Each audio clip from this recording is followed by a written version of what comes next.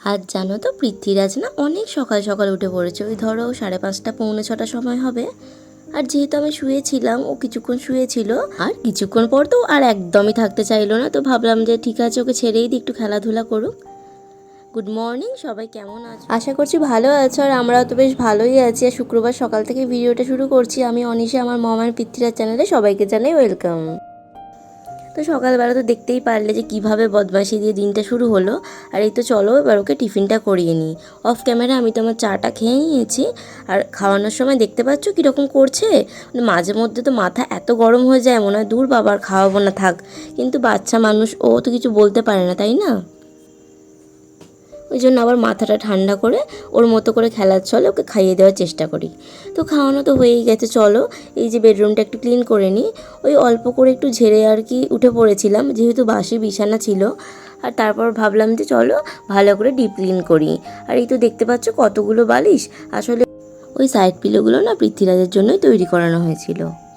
আর আমার গত ভিডিও আমার এক বন্ধু শিউলি ব্লগস থেকে কমেন্ট করেছিল, তুই কত রকম রান্না করিস, একটু রেস্ট নিস বন্ধু। তো সত্যি বলতে কি জানিস তো, এই যে রান্নাগুলো না এত রকম করতে হয়, আমার শ্বশুরবাড়িতে না এত রকম রান্নাই হয়ে থাকে। তো পার্সোনালি আমার না এত রকম খেতে ভালোও লাগে না। আমার একটু তরকারি বা মাছ হলো বা ডিম হলো ওতেই হয়ে যায়। কিন্তু যেহেতু এখানে হয় তো সেটা আমাকে খেতে হয়, আর করতেও হয়। তো অসুবিধা হয় না, আস্তে আস্তে অভ্যাস হয়ে গেছে। আর ওই যে কোণটা দেখছো, মানে ঘরের যে কোণাটা, ওটা একটু ভালো করে পরিষ্কার করে নিচ্ছি। একটা না মাকড়সা দেখলাম, ওকে একটু বাসা মতো করছিল, ওই জাল টাইপের করেছিল আর কি।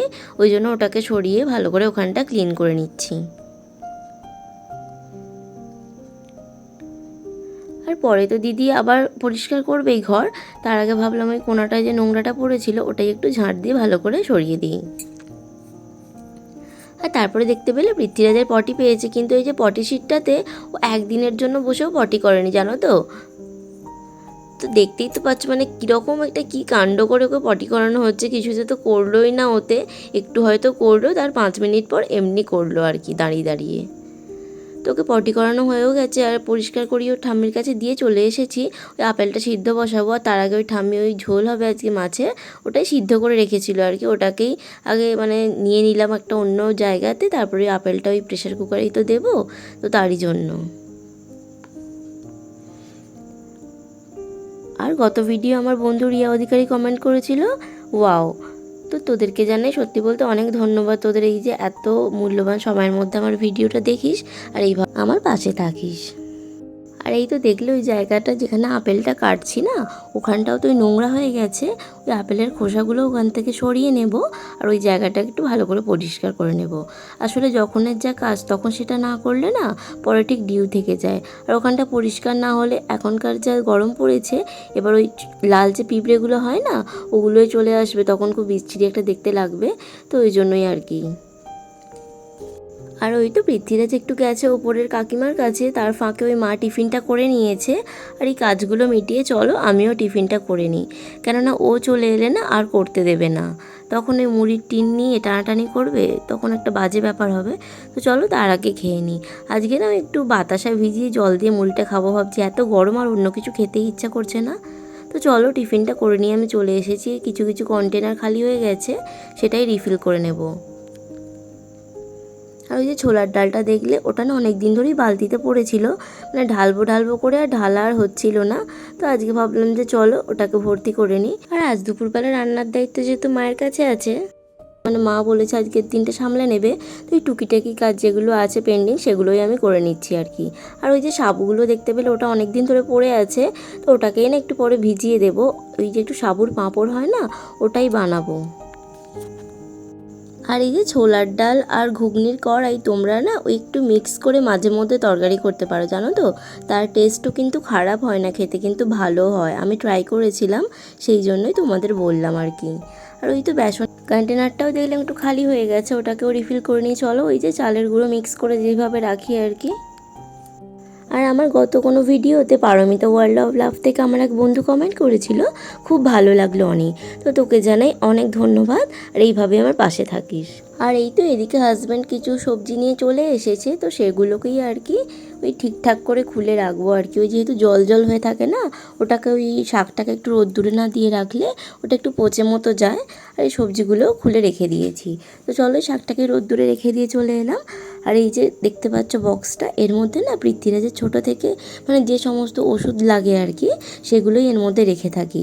তবে যেহেতু এখন আর অতটা ওষুধ লাগে না, মানে দরকারি যেগুলো লাগে আর কি, মাঝে মধ্যে যে সর্দি হয়, তারপরে জ্বর হলে যদি টুকটাক কিছু লাগে সেগুলোই থাকতো। আর এখন যেহেতু অল্প কয়েকটা ওষুধই লাগে, মানে ভিটামিনটা যেহেতু এখন শুধু লাগে, ওই জন্য ভেবেছি ওই বক্সটার মধ্যে না ওই হাগিসগুলোকে রেখে দেবো। ওই বড় প্যাকটা তো সবসময় হাতের কাছে রাখলে প্রচণ্ড অসুবিধা হয় জানো তো, ওই জন্য ওই বক্সটার মধ্যে ওই হাগিসগুলোকেই রেখে দিলাম। আর আমার ওষুধগুলো দেখতেই তো পারলে, ওই যে লোটাসের যে প্যাকটা, ওই প্যাকটার মধ্যে ভালো করে না গুছিয়ে রেখে দিয়েছি। ওরকম ছোটোখাটো বক্সের মধ্যে যদি মানে দরকারি জিনিসপত্র গুছিয়ে রাখা যায় না, তো যখন যেটা দরকার তখন সেটা খুব তাড়াতাড়ি পাওয়া যায়। আর এই যে এই জিনিসগুলো দেখলে, এটা হচ্ছে যে পৃথ্বীরাজের একদম ছোটোবেলার ওষুধ তুলো এগুলোই আর কি। তো এগুলোকে আমি যত্ন করে রেখে দিয়েছি। আর ওই টুকিটাকি ওর যে ওষুধগুলো এখন যেগুলো দরকার, ওগুলোই ওই জানালাতে রেখে দিয়েছি। আর ওই দিকের কাজকর্ম করতে করতে মায়ের এদিকে রান্নাও কমপ্লিট হয়ে গেছে। তো ভাবলাম যে ওই গ্যাস ওভেনটা আর ওই যে টপটা ভালো করে পরিষ্কার করে নিই, তারপর না হয় পৃথ্বীরাজকে চান করানো যাবে। আসলে কি জানো তো, আজকে একটু ঘুমিয়ে পড়েছিল আর উঠতেও দেরি হয়ে গেছে। আর ওই যে মাঝখানে যে আপেল সিদ্ধটা খায়, তো সেটাই না আজকে খাওয়া হয়নি, তো ঘুম থেকে উঠে ওটা খেয়েছে, ওই জন্য লাঞ্চ দিতেও একটু দেরি হবে আর কি। তো ওদিকে দেখো পরিষ্কার হয়েও গেছে। আর আমাদের সবার স্নান তো হয়েও গেছে। চলো দুপুরে আছে ভাত আর পুঁই শাকের তরকারি, আর আছে মাছের ঝোল আর ঝুরঝুরে পোস্ত, চাটনি, পাঁপড়। খাওয়া দাওয়া সেরে তো আমরা একটু ঘুমিয়েও পড়েছিলাম। আবার দেখা হচ্ছে তোমাদের সঙ্গে অনেকক্ষণ পর বিকালবেলা।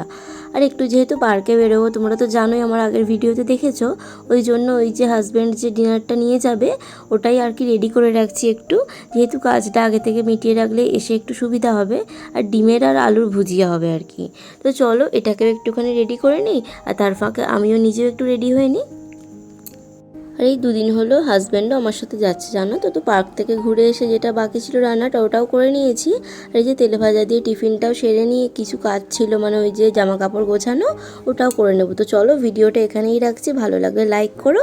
দেখা হচ্ছে নেক্সট ভিডিওতে, ততক্ষণ ভালো থেকো সবাই, টাটা, গুড নাইট।